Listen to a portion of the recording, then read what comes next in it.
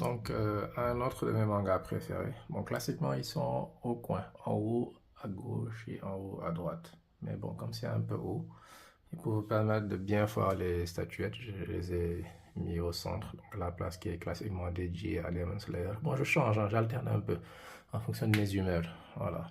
Donc, si on veut passer sur le football, c'est les personnages que vous reconnaîtrez de Blue Lock. Donc, mélange entre Olivet Tom et Squid Game, je dirais. Voilà. Donc, on a Oliver IQ.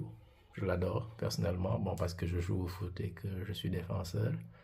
Et que voilà, c'est vraiment mon style de défense. C'est le défenseur qui outsmart, comme disent les Américains, l'attaquant et qui s'adapte à ce que tu proposes. Voilà, j'adore ce personnage. Je l'ai connu récemment avec la saison 2 de Blue Lock. Voilà, une statuette qui est vraiment nickel avec l'effet un peu gazon que vous voyez là. Et à côté, bon, c'est Nagi Seishio, l'homme au contrôle déjanté. Et la figurine le porte très très bien dans une position qu'il adore pour contrôler les ballons. Voilà, le paresseux qui est talentueux. Moi, je suis très pressé de savoir ce qu'il va devenir plus tard. Donc vous voyez que la figurine est quand même vraiment de qualité, donc c'est une originale également. Voilà, Blue Lock représenté. Alors, un autre de mes mangas préférés, c'est bien sûr Jujutsu Kaisen.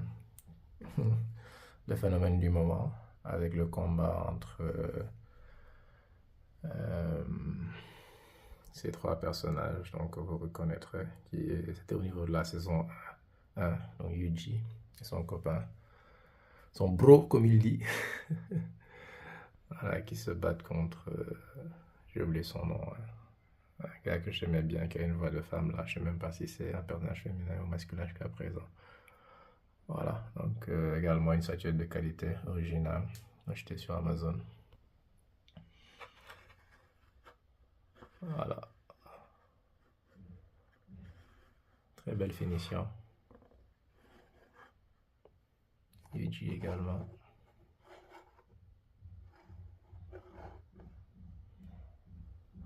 Et leur adversaire. Voilà, donc par moment, je change tout le temps la pièce centrale de ma collection, ça dépend de mon humeur et de ce que je veux porter. J'ai deux statuettes de Naruto et de Sasuke, de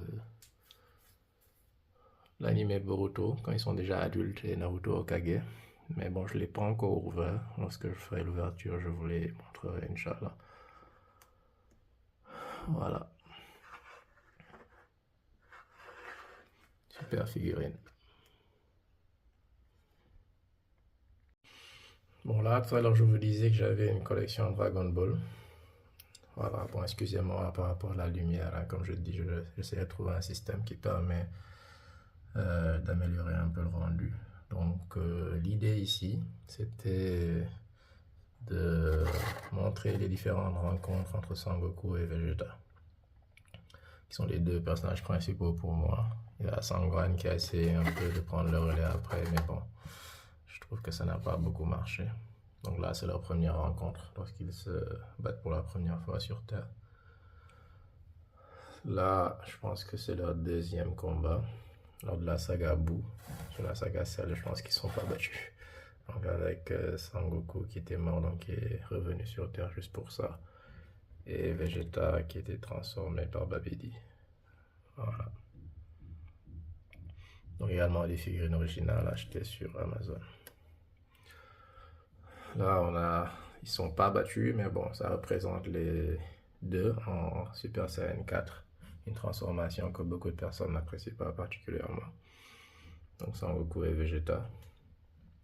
Je vous donnerai une petite subtilité par rapport à ces deux figurines. Et ça, c'est dans Dragon Ball Super, hein, lorsqu'ils s'entraînent. Non, c'est plutôt dans Dragon Ball Daima. Daima, juste avant qu'on les transforme en petits. Donc, lorsqu'ils s'entraînaient au début.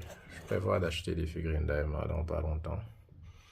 Voilà, donc mon idée c'est de continuer cette exposition de Son Goku contre Vegeta sur toutes les transformations possibles. Je vais voir en fonction de l'espace où est-ce que je vais les mettre.